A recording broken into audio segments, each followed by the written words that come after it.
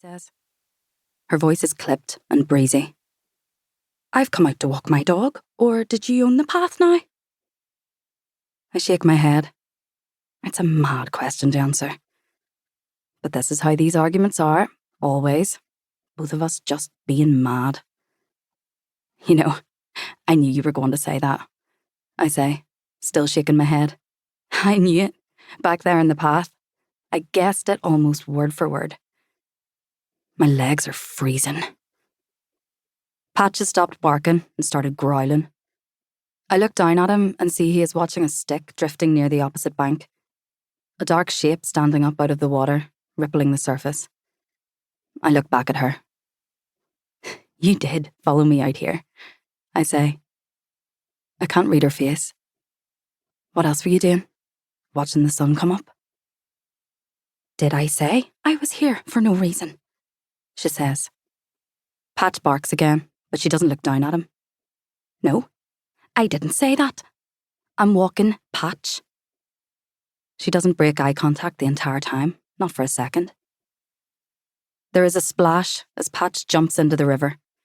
He swims towards the stick with his entire body below the water. His head glides across the surface noiselessly, as if it's powered by a motor. I wipe splash droplets off my face. This is so predictable, I say. Jesus, so predictable. When I hear myself say it, I recognise it as one of the things I say. One of the things I always say when we have these arguments. What? So me going for a walk in the morning is a predictable routine? She says. Is it? Oh, here we go. Oh, this is a new one. This is one of the things she says. This is a new one, or that's interesting. Then she does something else she loves to do too. She says, ha, ha, ha. Mirthless, separate, has. It's not a laugh, more an impression of a laugh. Then I am saying she would never get up this early, except for a flight, as far back as I can remember. Why pretend she's not here on purpose? And she is saying, do I think I'm the person who gets to decide when she gets up? Because I'm certainly not. I had a life before you were born, she says. As far as you remember, it's not as far as it goes. I look at her feet and see she is wearing stiff hiking boots. If I turn and run back, she won't have a chance of catching me. She'll have to get Patch back on his lead again anyway. Okay, right, I say. If you came to see me, then say whatever it is you wanted to say. I didn't come here to see you, she says. Patch comes scrambling up the riverbank, panting. He has the branch in his mouth, bigger than it appeared in the water. It will have been caught on something that had held most of it down. It looks like it fell recently because it is still covered in small leaves which haven't yet disintegrated. He drops the branch between us. We both look down at him. Patch starts growling, wanting a reaction to his branch, and then lets out a single piercing bark. Right, I say. Patch barks again.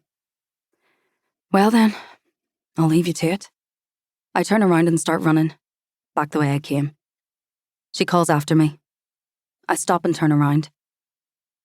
You still have things at the house? She has to shout it. Well, if you need me to collect them because you need the space, send me a time you aren't in. I shout back. Leave the key out or whatever.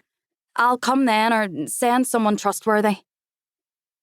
She shouts that I have to clear it with her if I send someone.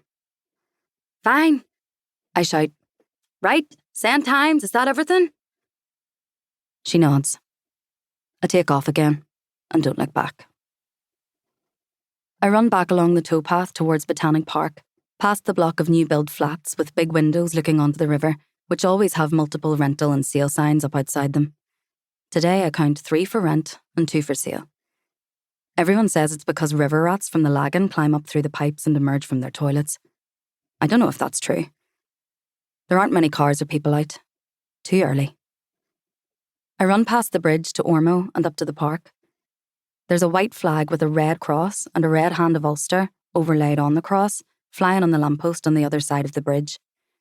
Union Jacks fly from lampposts outside the housing estate and the embankment too.